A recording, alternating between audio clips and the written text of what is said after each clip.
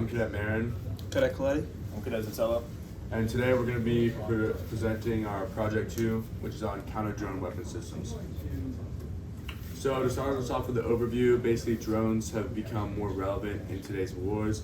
Drones are being used friendly and enemy, both for friendly and enemy, and basically we're going to be trying to design, build, and be able to sell a counter-drone weapon system using projectiles and basically how far they detonate above that drone. And yeah. So part one is a projectile design. So here, every design will be packed with explosives, and each projectile will have the same material as well. And each projectile also will be fitted with drone altitude trackers in the meantime. Next slide. So for part one, we were given the prices for each component.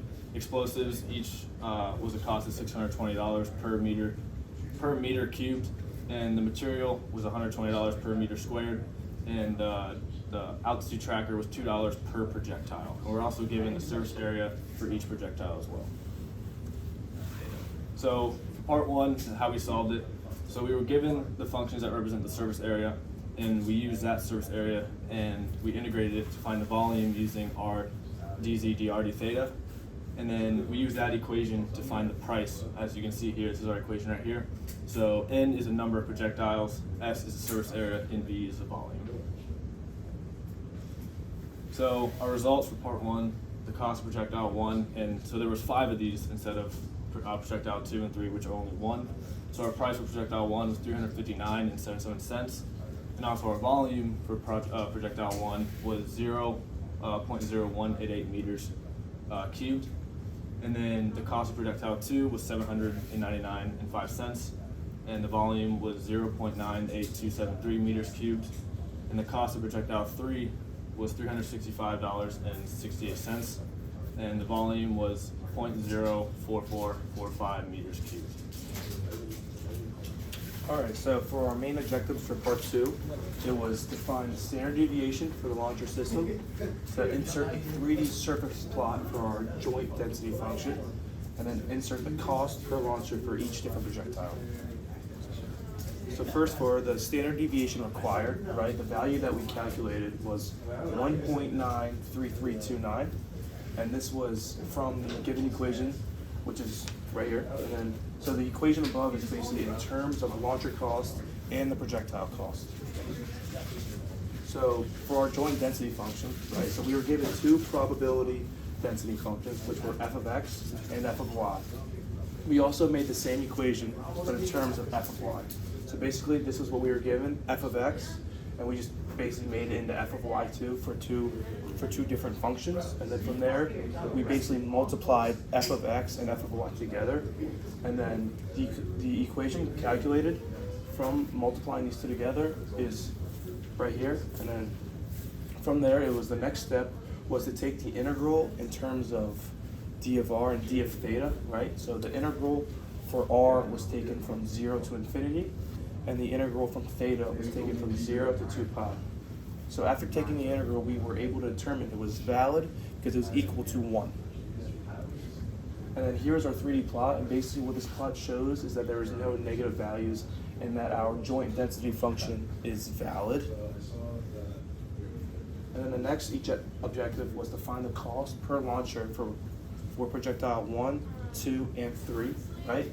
So first, for projectile 1, the cost per launcher was equal to $1,893.79.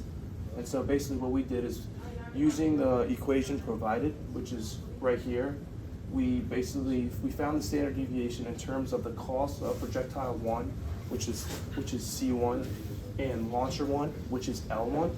And then we plugged in these values to find our total cost. And then we continued this process throughout. And so basically what we did is for projectile 2 and for launcher 2, we just changed the values from C2 and L2, and then for launcher 3 and projectile 3, we also changed it from C3 to L3. And then basically from this procedure, what we were able to find is for projectile 2, the value we calculated was $1,014.34. for projectile 3, the value that we calculated was $1,883.21.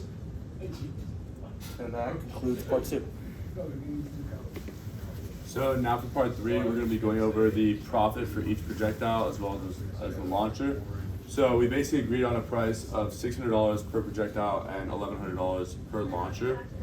We have a total of $200,000 to spend, and we must produce one launcher for every 25 projectiles. So basically just thinking about the constraints I just mentioned, we were able to make a system of equations using both the price and the amount. So we had 25 multiplied by the amount of projectiles equals one launcher. And then we also had 600 multiplied by the amount of projectiles plus 1100 multiplied by the amount of launchers was going to be equal to 200,000. So as I said, we're going to be able to use these systems of equations to, as well as Lagrange multipliers, to basically find which projectile was most profitable. From this, we were given projectile 1 had a profit of $95,734. Projectile 2 actually lost money and it lost $46,680. And then projectile 3 had a profit of $92,464. So yeah, as I said, from that data, it was clear that projectile 1 was the most profitable. So at this point, we had to figure out how many projectiles we're actually going to end up producing of projectile 1 and how many launchers that would correspond to.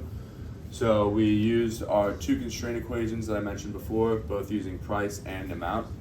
And we basically ended with the values of 7 launchers and 177 projectiles. So this stays consistent with for every one launcher, we need 25 projectiles. And this is our conclusion for our project. Thank you, ma'am.